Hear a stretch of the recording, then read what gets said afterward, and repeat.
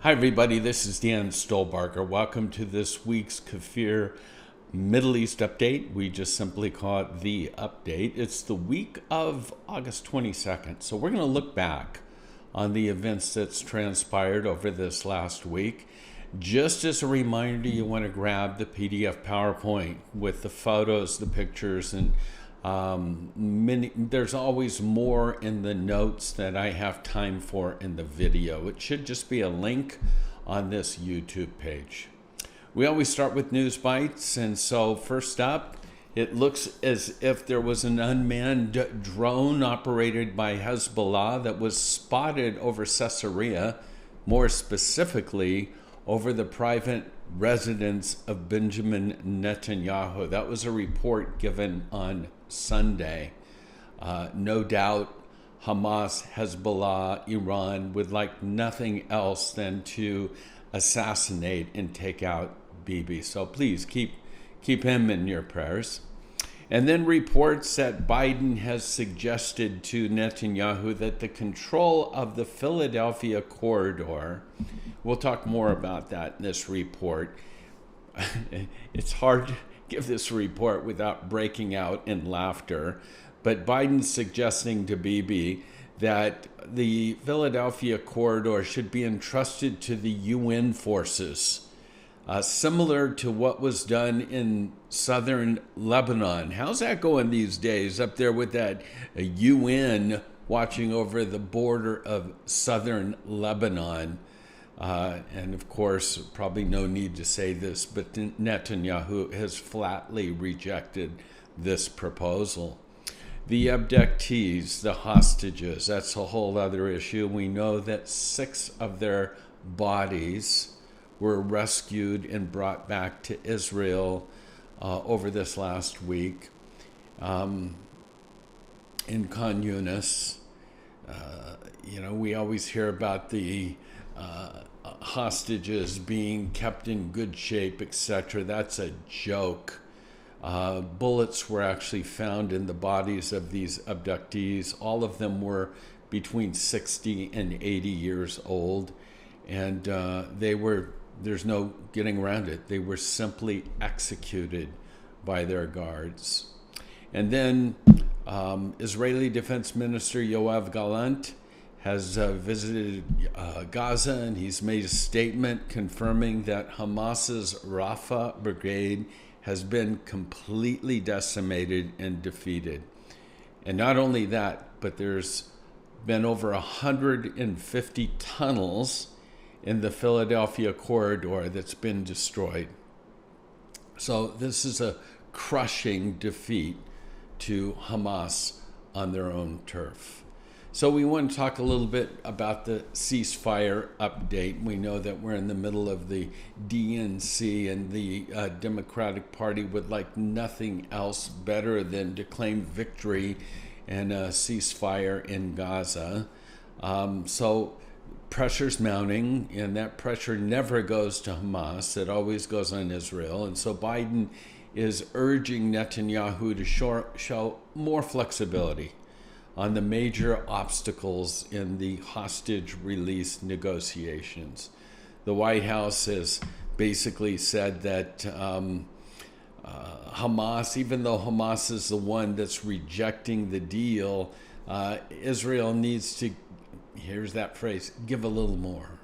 Just give a little bit more. And we've talked about that Philadelphia corridor. There's going to be pictures of that, so that's one of the reasons I said make sure you grab that. But now the head of Hamas, with Yanoar Sinwar, now has come out. He's the mastermind behind the October 7th massacres. But he's come out, and he wants, as part of this ceasefire agreement, he wants a guarantee that he will not be assassinated. Okay, we'll see. We'll see. I'm sure that's at the top of Mossad's list. Again, as I mentioned, I wanted you to see a photo of the Philadelphia corridor. You can see the distance, 8 miles long, and we just read that that over 150 tunnels have been destroyed. It's just a sieve in terms of weapons supplied to Gaza, to Hamas. And since it's been cut off, no big surprise that Israel has been able to just, in a sense, walk through Gaza.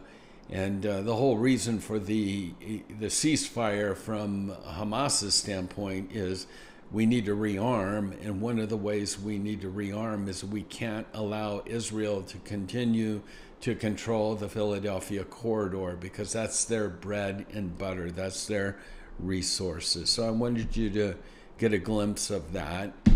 And then again, simple truth. This is Sinwar. In the Islamic mind, in the jihadist mind, a ceasefire is simply do whatever you need to do whenever you need to do it. Say whatever you want. You don't need to keep your word. No such thing as treaties or whatever. We just need to regroup and rearm and prepare for more attacks against Israel. And that's the bottom line. And it's been that way eons. So the Biden-Harris administration is dead wrong if it believes that a ceasefire will open the door to security, stability in the Middle East. A ceasefire will simply give Iran, the Iranian regime, its terrorist proxies, give them more confidence, especially when nuclear weapons become available, to pursue their holy war, their jihad against the Jews in Israel.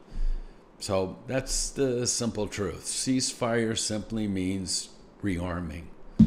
We'll talk now a little bit about Hezbollah up north. The conflict between Israel and Lebanon has been very noisy of late, and I just want to give you some facts here, some statistics, and I want you to try to imagine whatever country you're living in is what would your country do if this was you? So since Tuesday, on Tuesday itself, that is, more than 200 projectiles, drones, rockets, missiles, Katyusha, over 200 projectiles were fired at 2 IDF positions in the Golan Heights and other places in northern Israel. Again, I've given you a map on the slides to see. So that was on Tuesday. Yesterday, on Wednesday, there were 50 more that were launched, and many of the rockets were directed at the area of Katzrin. And I've always said, having been to Israel so often, from the top of the Galilee, looking south from the Galilee, up on the ridges up there, if I stand on my tiptoes and look north, I can see Katzrin. So that's how close these rockets are coming to Tiberias and to the Sea of Galilee. In fact, one of the rockets hit a home in Katzrin. A 30-year-old man was moderately injured, but wiped out the home once again. And not only the home, you're going to see maps here later about the rockets hitting and fires. I want you to see the map and the acreage that's been burned because of the rockets that have been launched by Hezbollah.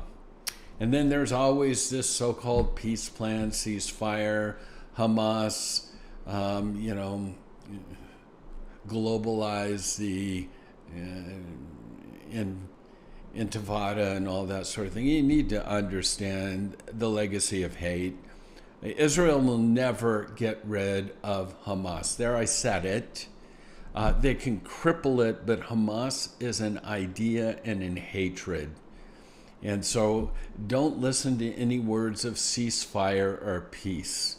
So what has just recently taken place? The military wing of Hamas accepts responsibility and cooperation with the military wing of the Islamic Jihad for the attempt of, a couple days ago, a suicide bombing in Tel Aviv. According to their statement, suicide attacks will return to the scene in Israeli territory as long as, in their words, the massacres, the assassinations, and the displacement of innocent residents continue. So how in the world, now with this guy this is a photo of him, again, clean shaven, t-shirt, backpack, and fortunately that backpack that was filled with explosives miraculously went out before he headed into a crowded synagogue or stadium that was only a block away.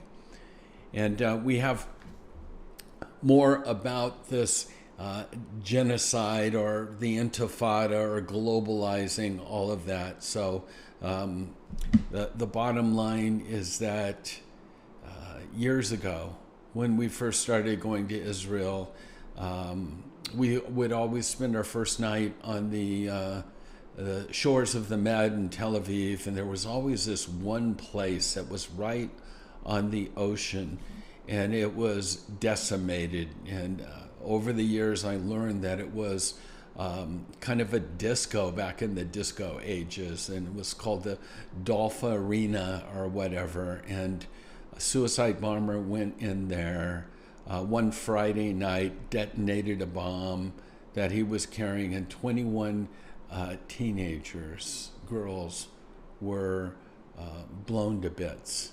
And they've kept that in the state that it was, just as a constant reminder. There's nothing to romanticize about the Intifada and globalizing the Intifada. This is just terror and death.